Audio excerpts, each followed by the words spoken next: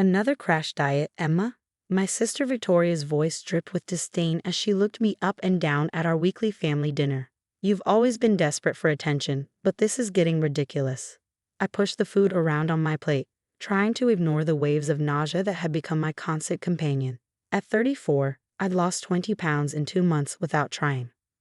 My clothes hung loose, my face looked gaunt, and the constant fatigue made every day feel like running a marathon. I'm just not feeling well, I said quietly, avoiding the judgmental stares from around the table. My mother sighed, exchanging knowing looks with Victoria. Honey, if you're having eating issues again, we can find you help, Mom said, her voice dripping with fake concern. Remember when you were 16? Ah yes, 16, when Victoria had spread rumors at school about me having an eating disorder because I lost weight during swim team training. It didn't matter that I'd won state championships that year. In my family's eyes, everything I did was just another bid for attention. I'm not dieting, I insisted, pushing away another wave of nausea. I've actually been trying to gain weight. Victoria snorted, nearly choking on her wine. Right. That's why you're barely touching Mom's lasagna. You know it's her specialty. Leave your sister alone, Dad muttered, though his tone suggested he was more interested in avoiding conflict than defending me. I'm just concerned, Victoria said, her voice syrupy sweet. First the migraines that made you miss my engagement party, now this dramatic weight loss right before my wedding. It's like you can't stand anyone else being in the spotlight.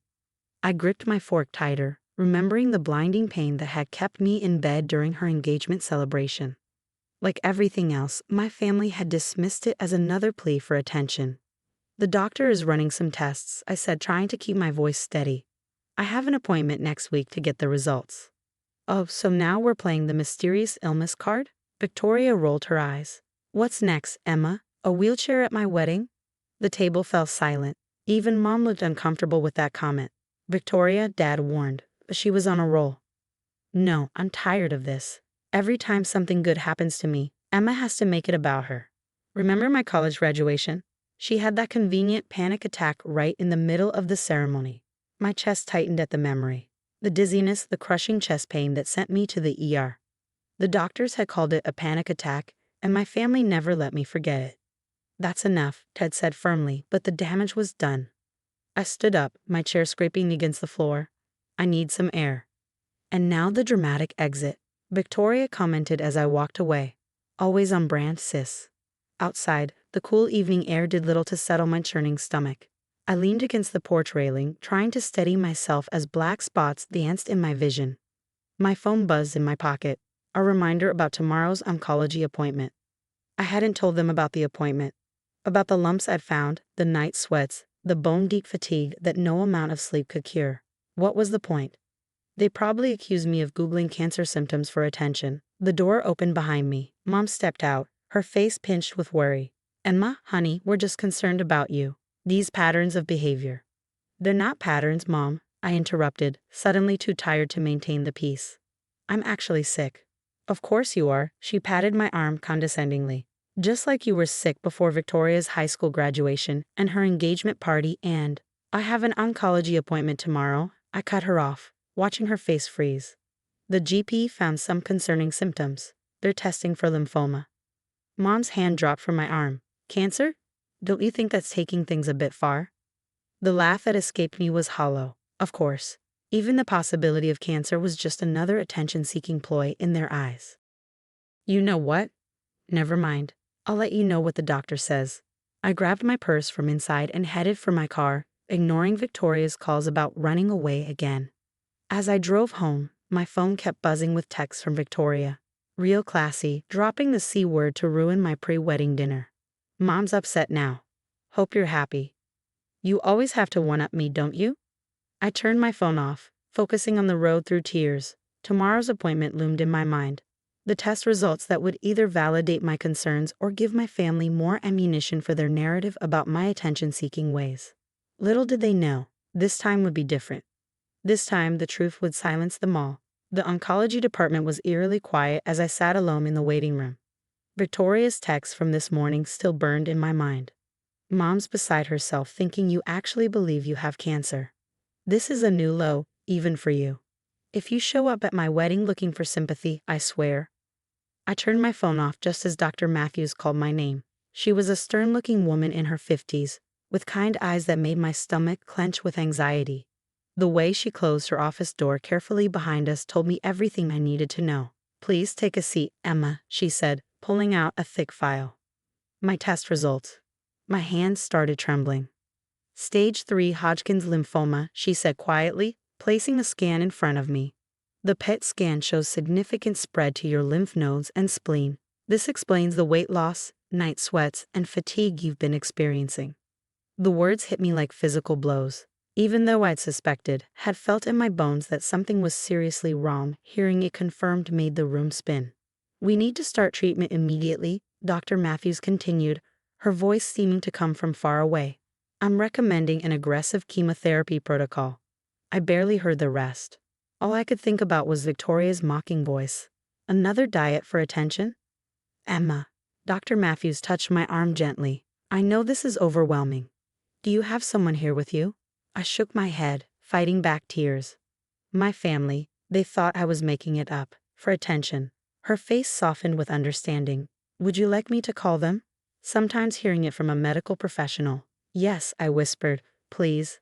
She picked up her office phone, and I gave her my mother's number with shaking hands. It rang 3 times before Mom answered. "Mrs. Anderson? This is Dr. Matthews from Metropolitan Oncology. I'm here with your daughter, Emma." I could hear Mom's sharp intake of breath through the phone. "Oh God, she actually went to an oncologist?" "Doctor, I'm so sorry she's wasting your time. Emma has a history off." "Mrs. Anderson," Dr. Matthews cut her off firmly, "I'm calling to inform you that we've diagnosed Emma with stage 3 Hodgkin's lymphoma. We need to begin treatment immediately, given the aggressive nature of her condition." Silence. Complete silence on the other end. "Mrs. Anderson?" There must be some mistake. Mom's voice was barely audible. "She's been doing this for attention since she was a teenager." Dr. Matthews's expression hardened. "Ma'am, I'm looking at Emma's PET scan right now.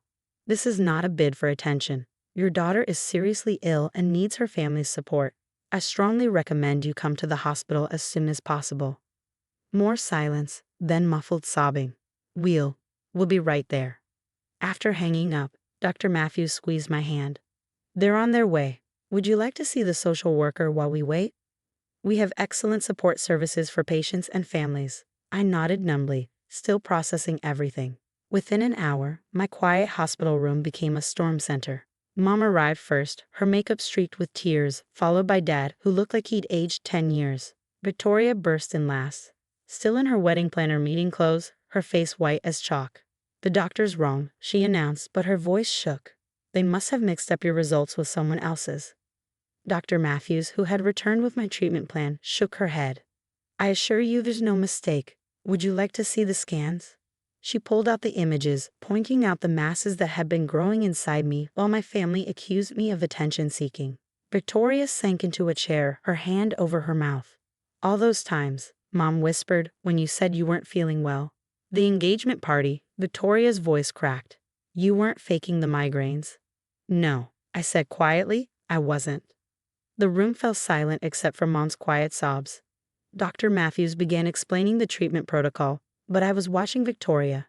My sister, who had spent years dismissing every illness, every pain, every struggle I'd had as a cry for attention, was staring at the scan with horror dawning on her face.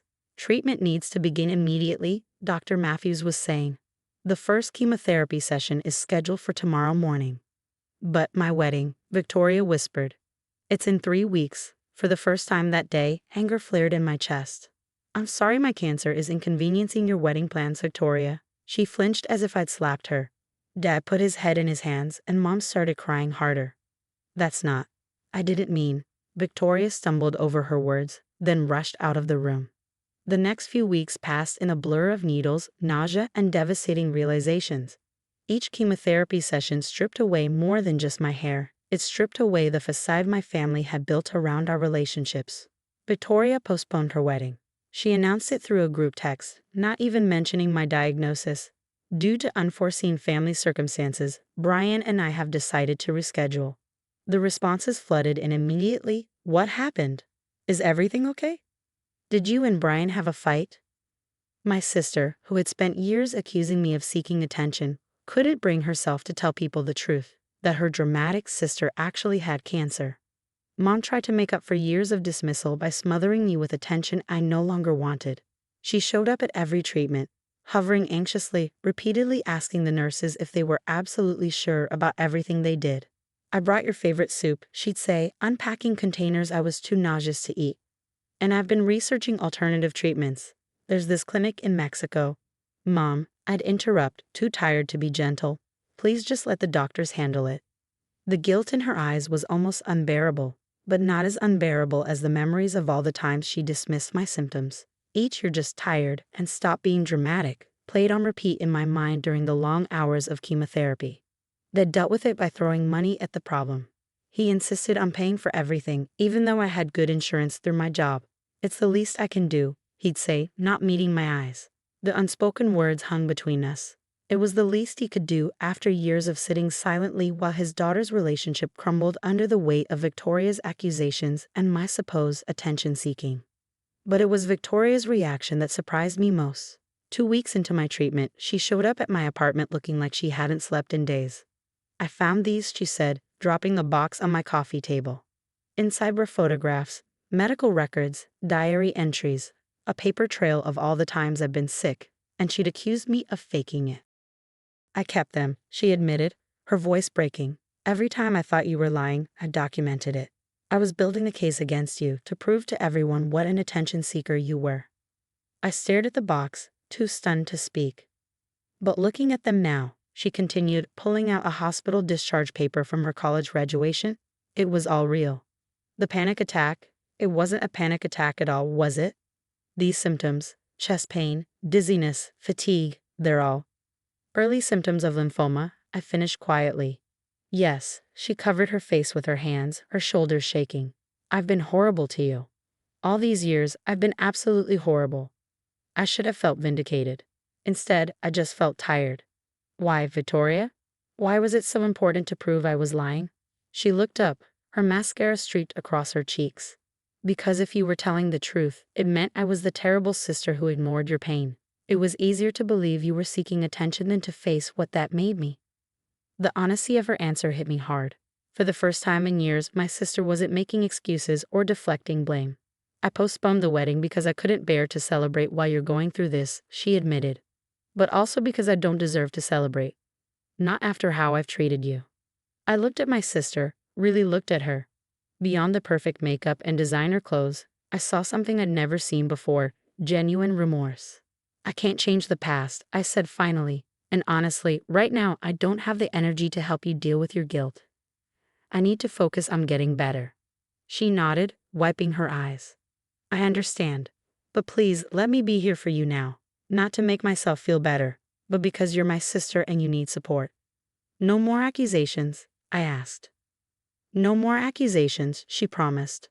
"No more dismissing your feelings. No more making everything about me." That evening, after Victoria left, I sat looking through the box she brought. Each piece of paper represented a moment when I needed my sister's support and received her scorn instead. But maybe, I thought, it also represented a chance for change. The next morning, Victoria showed up for my chemotherapy session. She didn't try to take over like Mom or throw money at the problem like Dad. She just sat with me, holding my hand when the nausea hit, and for once, letting me be the center of attention for all the right reasons. "I'll never forgive myself," she whispered as I dozed between treatments. "Maybe not," I murmured back, "but we can try to build something new. Because sometimes, I've learned, it takes something as devastating as cancer to break down the walls we build around our hearts and force us to face the truth about ourselves and our relationships." Victoria never rescheduled her lavish wedding. Instead, she and Brian had a small ceremony in the hospital garden during my last week of treatment. She said it felt right, celebrating new beginnings in every way.